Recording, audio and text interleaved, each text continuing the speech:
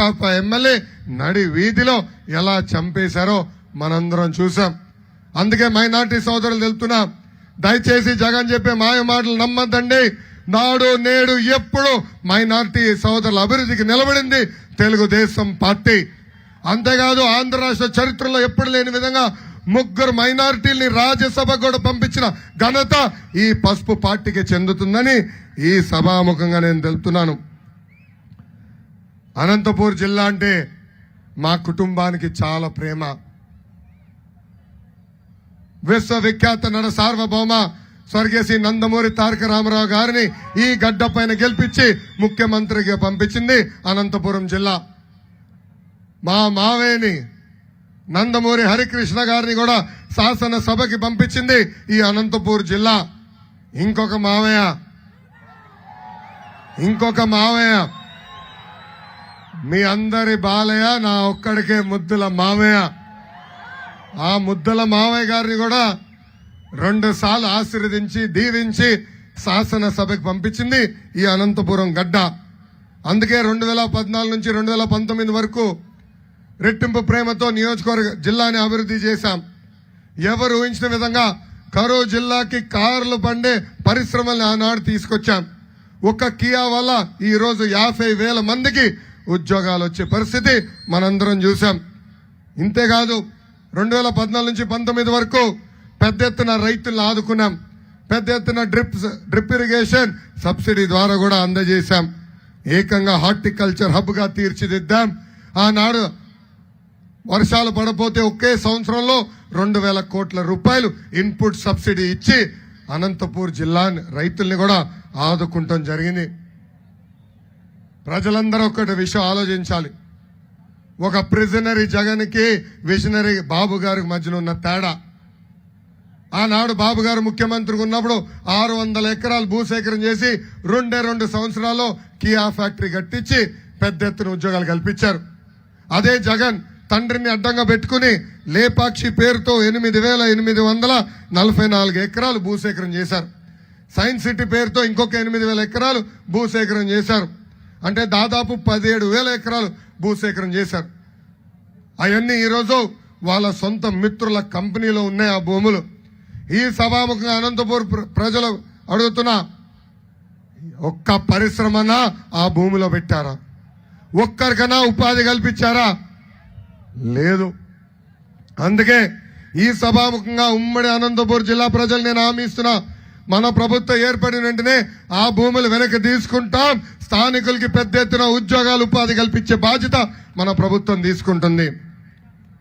ఇంకా మన అనంతపురం పట్టణానికి వచ్చినప్పుడు విద్యావంతులు పుట్టిన నేల ఈ అనంతపురం పట్టణం. అనంతపురం పట్టణం ప్రజలకి రాజకీయ చైతన్యం ఎక్కువ. 2014 నుంచి 2019 వరకు ప్రభాకర్ చౌదరి గారి నాయకత్వంలో 1,500 కోట్ల రూపాయలు ఖర్చు పెట్టి నియోజకవర్గాన్ని పెద్ద ఎత్తున అభివృద్ధి చేశాం. సీసీ రోడ్లు కానీ, బీటీ రోడ్లు కానీ, బ్రిడ్జ్లు కానీ, పంచాయతీ అంగన్వాడీ భవనాలు కానీ, తాగునీటి పథకాలు కానీ ఇవన్నీ అందజేసింది తెలుగుదేశం పార్టీ. అంతెందుకు అన్నగారి ప్రోత్సాహంతో 6,000 టిట్కో ఇల్లు కూడా పనులు ప్రారంభించిన పార్టీ తెలుగుదేశం పార్టీ. మిగిలిన 10% పనులు పూర్తి చేయలేని దద్దమ్మ ప్రభుత్వం ఈ సైకో జగన్ ప్రభుత్వం. అనంతపురం పట్టణానికి ఏకంగా 91 కోట్ల రూపాయలతో పైప్ లైన్లు ఏర్పాటు చేశాం. 11 రిజర్వాయర్లు ఏర్పాటు చేశాం. తాగునీరుకి శాశ్వతమైన పరిష్కారం అందజేశాం. ఈ ప్రభుత్వం కనీసం ఆ పైప్ లైన్లు వాడుకునే పరిస్థితి లేకుండా పోయింది. స్టేడియంని అభివృద్ధి చేశాం. సూపర్ స్పెషాలిటీ హాస్పిటల్కి కూడా ఆనాడు కడతాం జరిగింది. కనీసం డాక్టర్లు కూడా ఇవ్వలేని పరిస్థితిలో ఈరోజు ఈ ప్రభుత్వం ఉంది. ఇక్కడ ఒక శాసనసభ్యుడు ఉన్నాడు, అనంత వెంకట రామిరెడ్డి గారు. ఆయన పెద్ద ఎత్తున అవినీతి ఈరోజు చేస్తున్నారు. ఒక చేతగాని కమిషన్ ఎమ్మెల్యే ఆయన, మీరందరూ చెప్పారు 9 నంబర్స్ ఎమ్మెల్యే. ఏంటది 9 నంబర్స్ ఎమ్మెల్యే? ఎవరిని వెళ్తే హడావుడిగా ఫోన్ కొడతాడు. అక్కడ ఎవడున్నాడో దేవుడికే తెలియాలా. అదే 9 కొడతాడు. అక్కడ ఏం జరుగుతుందో ఎవడు తెలీదు, కానీ బిల్డప్ మటుకు ఇస్తాడు. అంటే జగన్ అక్కడ బిల్డప్ ఇస్తున్నాడు కదా, అదే స్థాయిలో ఈయన బిల్డప్ ఇస్తాడు. ఏ ఒక్క పని జరగదు. అందుకే చెప్పా, చేతగాని ఎమ్మెల్యే ఈరోజు ఇక్కడ ఉన్నాడు. పెద్దలు చెప్పారు, ప్రభాకర్ చౌదరి గారు, మా జిల్లాకి చెందిన ఒక పాపాల పెద్దిరెడ్డి ఉన్నాడు. ఏంటది? గట్టిగా చెప్పండి. పాపాల పెద్దిరెడ్డి చిత్తూరు జిల్లాని అడ్డగోలుగా దోచేశాడు తల్లి. ఎక్కడ పేదోళ్ళ భూమి దొరికితే ఆ భూమిని కొట్టేస్తాడు, దొంగ పత్రాలు సృష్టిస్తాడు. మీ తరపున ఎవరినో పోరాడితే వాళ్ళపైన రౌడీ షీటర్లో పెడతాడు. ఇప్పుడు అక్కడ దొబ్బిన డబ్బులు సరిపోలేదు తల్లి, ఇప్పుడు అనంతపూర్ జిల్లా మీద పడ్డాడు. ఆ పాపాల పెద్దిరెడ్డి వస్తే తరిమి తరిమి కొట్టాల్సిన బాధ్యత అనంతపూర్ ప్రజలపైన ఉందని ఈ సభాముఖం తెలుతున్నా. ఏం బాబు పౌరుషం లేదా? లేదా? ఆనాడు అన్న ఎన్టీఆర్ ని బర్తరఫ్ చేస్తే ఉద్యమం ప్రారంభమైన గడ్డ ఈ అనంతపురం గడ్డ. అది స్ఫూర్తిగా తీసుకుని ఈ పాపాల పెద్దిరెడ్డి మన జిల్లాలో అడుగు పెడితే కాలు ఎరగొట్టండి అనంతపూర్ ప్రజలకి నేను ఈ సభాముఖంగా పిలిపిస్తున్నా. పొరపాటున అతను రాణిస్తే చిత్తూరు జిల్లాని దోచేసినట్టు ఈ అనంతపూర్ జిల్లాని కూడా దొబ్బేసి పోతాడు ఈ పాపాల పెద్దిరెడ్డి. మన ఇంటి పైన చిప్ప కూడా మిగలబెట్టాడు ఈ పాపాల పెద్దిరెడ్డిని ఈ సభాముఖంగా తెలుపుకుంటున్నా. అందుకే ప్రజలందరికీ మళ్ళీ పిలిపిస్తున్నా, ఈ సభాముఖంగా పిలిపిస్తున్నా.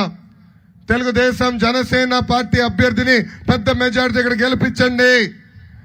తప్పనిసరిగా మన ప్రభుత్వం ఏర్పడిన వెంటనే ఔటర్ రింగ్ రోడ్ పూర్తి చేసే బాధ్యత మేము తీసుకుంటాం.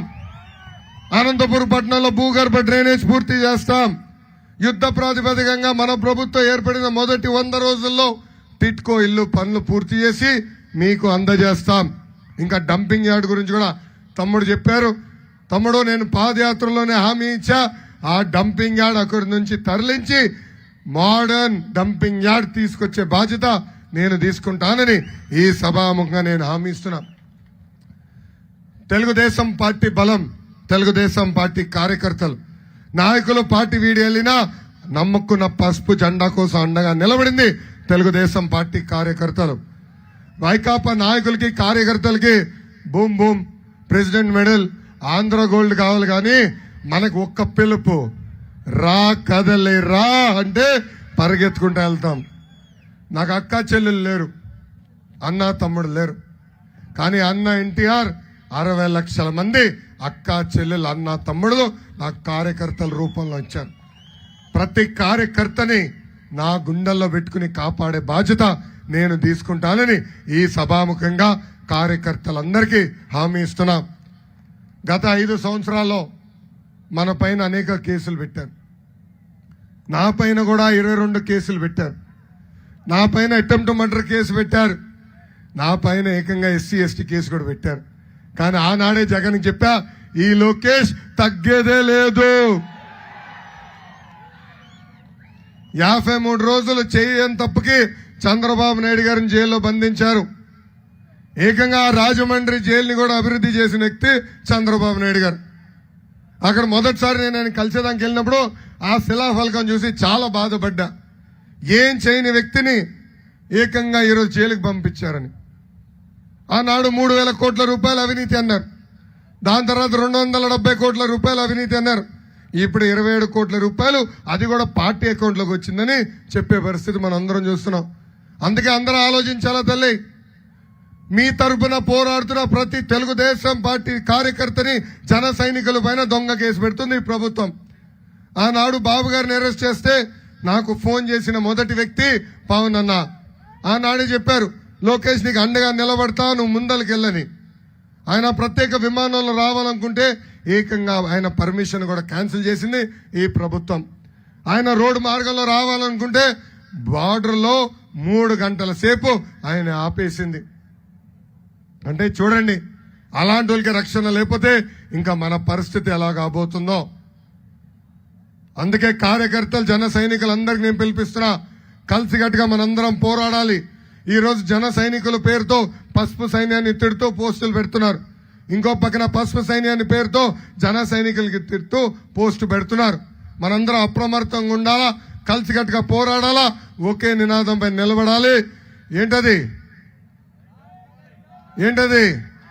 సైకో పోవాలి, సైకో పోవాలి, సైకో పోవాలి, సైకిల్ రావాలి. ఈ నినాదం పైన మనందరం కట్టుబడి ఉండాలని ఈ సభాముఖంగా కోరుతున్నాను. ఇంకో పక్కన ఈ శంకరరావు కార్యక్రమం ద్వారా క్లస్టర్ యూనిట్ బూత్ అధ్యక్షులందరికీ నేను పిలిపిస్తున్నా. అన్నగారు తీసుకొస్తారా? అందరికీ ఇట్లా కిట్ ఇస్తున్నాం. మొత్తం బ్యాగ్ తీసుకురా. మీ అందరికీ ఇట్లా కిట్ ఇస్తున్నాం. దీంట్లో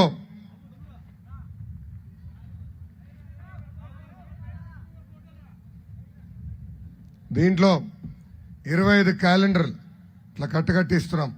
ఇలా మీ బూత్లో ఎన్ని గడపలు ఉంటే అన్ని గడపలకి మేము క్యాలెండర్ ఇస్తాం. ఒక పక్కన బాబు సూపర్ 6 హామీలు, ఇంకో పక్కన ఈ సంవత్సరం క్యాలెండర్ ఉంది. ఇది మీరు ప్రతి గడపకి చేర్చాల్సిన బాధ్యత క్లస్టర్ యూనిట్ బూత్ అధ్యక్షులు తీసుకోవాలి. ఇది కూడా ఈ కార్యక్రమం అయిన 10-15 రోజుల్లో ప్రతి గడపకి చేర్చాలని ఈ సభాముఖంగా మిమ్మల్ని అందరినీ కోరుతున్నా. దానికి కారణం రేపు మన ప్రభుత్వం ఏర్పడిన వెంటనే ఈ హామీలు నిలబెట్టుకుని ఆ గడప దొక్కి చూడు తల్లి ఆనాడు ఇచ్చిన హామీలు నిలబెట్టుకుని అని చెప్పేదానికి ఇది మీకు ఇస్తున్నాం. దీంతో పాటు